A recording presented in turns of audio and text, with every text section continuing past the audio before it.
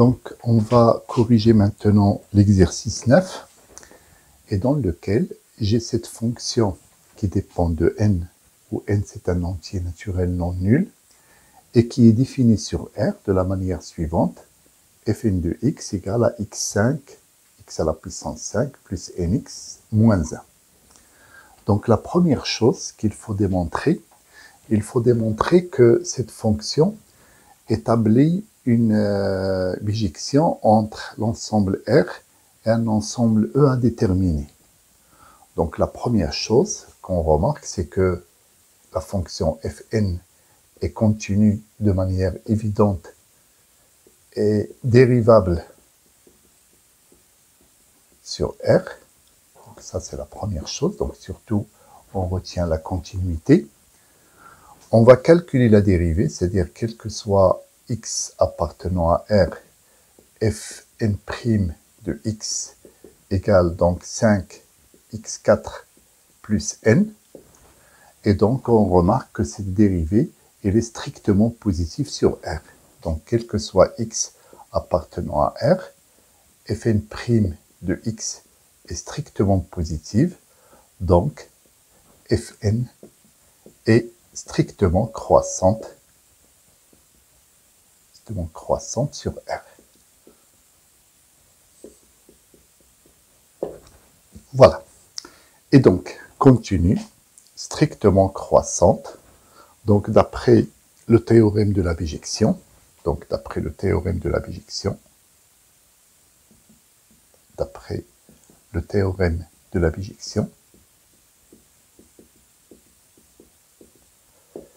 eh bien, fn de R vers f de R est bijective. Et pour trouver fn de R, il suffit de calculer la limite en moins l'infini et en plus l'infini. Alors là, ça se voit, c'est pas difficile. La limite, lorsque n tend vers lorsque x tend vers moins l'infini de fn de x, c'est moins l'infini. Et puis la limite, lorsque x tend vers plus l'infini, de fn de x est égal à plus l'infini. Et donc ainsi, fn de R vers R est bijective. Voilà. Alors on passe à la question B. Donc toujours d'après le même théorème, eh bien, comme fn est bijective, fn admet une application réciproque. Donc, fn admet une fonction réciproque. Alors, qui est notée fn moins 1 avec fn moins 1 va aller de R vers R. Et donc, d'après le même théorème,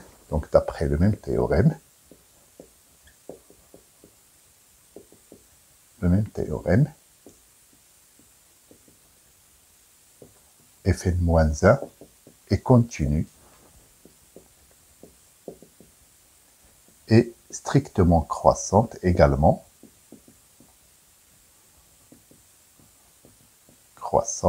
sur R.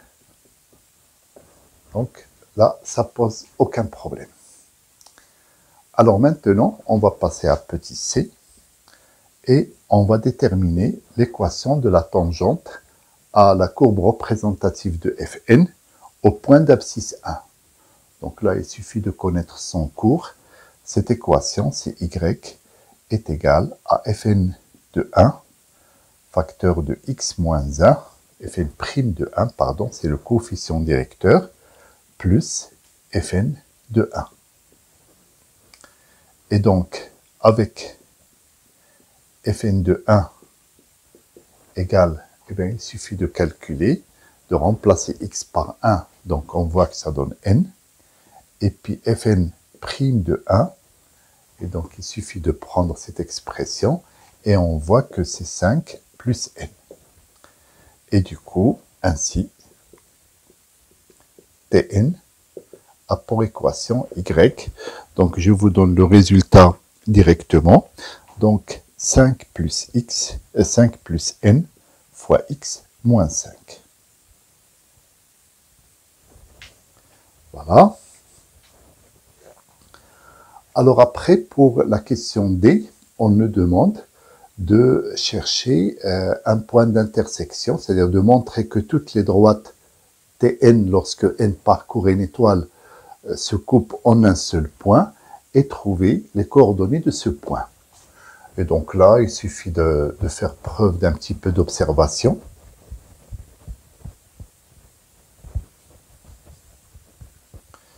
Puisque je vois que quel que soit n, donc ça je passe à la question petit d, quel que soit n appartenant à n étoiles, si je fais 5 plus n fois 0 moins 5, eh bien ça donne moins 5.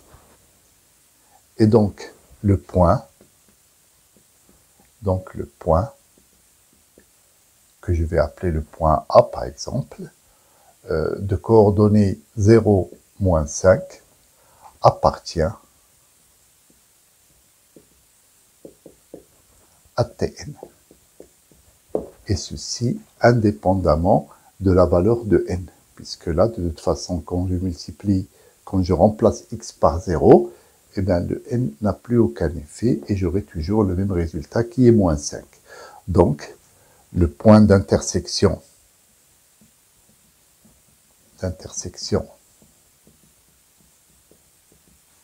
de toutes les tangentes Tn, lorsque n appartient à n étoile, et le point A de coordonnées 0 et moins 5.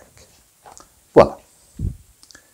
Et là, on arrive à la dernière question, où il faut montrer que cette fonction réciproque est dérivable, et il faut calculer sa dérivée en moins 1 et en n. Alors, je vais effacer tout ça.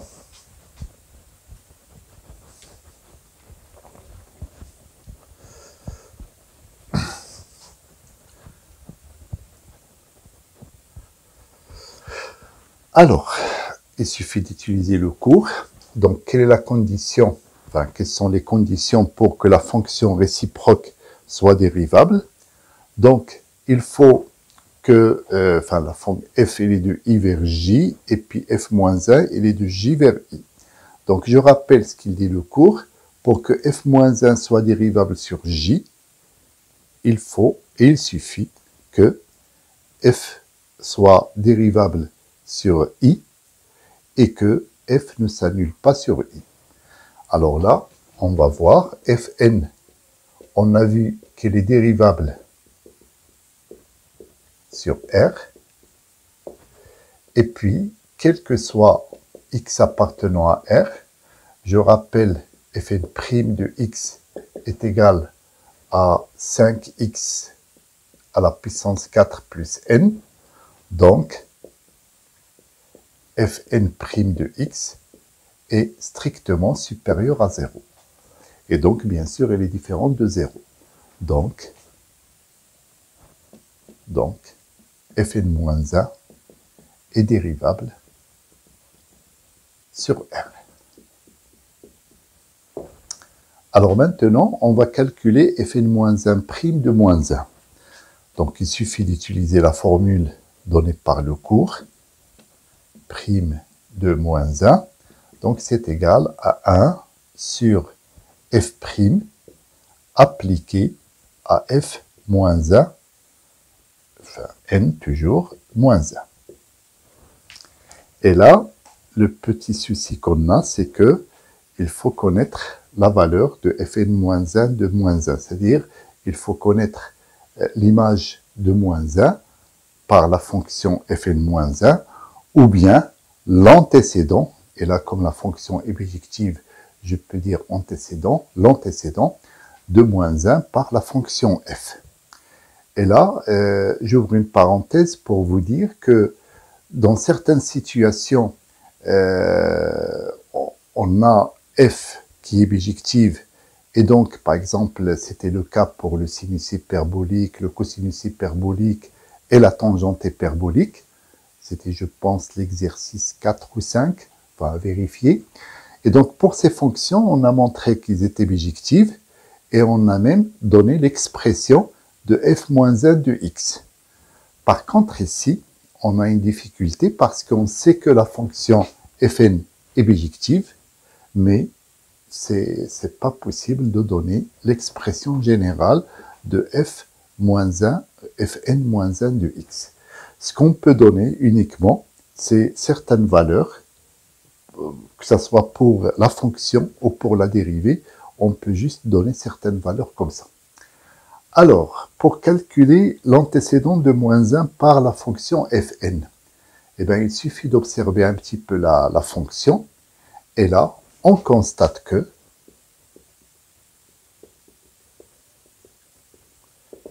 alors, je ne sais pas si vous avez trouvé le réel qui donne, quand vous appliquez sur lui la fonction fn, ça donne moins 1. Je suis sûr que vous avez trouvé. Donc, fn de 0 est égal à moins 1. Et donc, c'est bien celui-là. Donc, fn moins 1 de moins 1 est égal à 0. Voilà. Et donc, ainsi, fn moins 1 prime de moins 1 va être égal à 1 sur fn prime de 0. Et là, il suffit d'appliquer l'expression de la dérivée de fn à 0.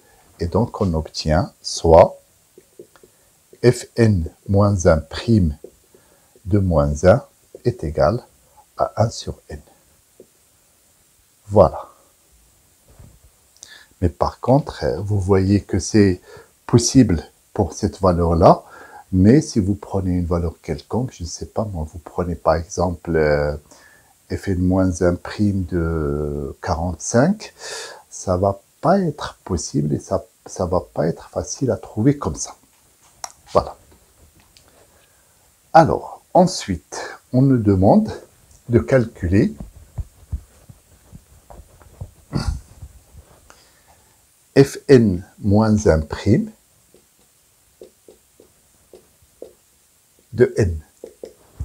Et donc, j'applique la même chose, 1 sur f prime de f moins 1 n de n. Et là aussi, il faut chercher le réel qui est l'antécédent de n par la fonction fn. Et là aussi, il faut bien observer la fonction. Je pense que vous l'avez trouvée. Sinon, vous mettez sur pause et vous cherchez un petit peu. Bon, allez, je donne. On constate que fn de 1, alors je vais vérifier, 1 plus n moins 1, et ça donne n. Et donc, c'est bien celui-là. Et comme l'application est bijective, dès qu'on trouve 1, eh bien c'est bien celui-là, je ne peux pas en avoir un autre. Et donc, fn moins 1 de n est égal à 1. Soit fn prime, enfin fn moins 1 prime de n est égal à 1 sur f prime de 1. Et donc, fn moins 1 prime de n est égal à 1 sur, et donc la dérivée c'était 5x à la puissance 4 plus n, donc ça va donner 1 sur 5 plus n. Donc voilà pour cette première partie, et donc je vais présenter après la deuxième partie dans laquelle on va étudier une suite implicite déduite de cette fonction. Et donc avant de finir, je souhaite donner un grand bonjour à mes étudiants en ATS Bio dans les années 2006 à 2011 et j'ai la joie de leur dédier cette séquence.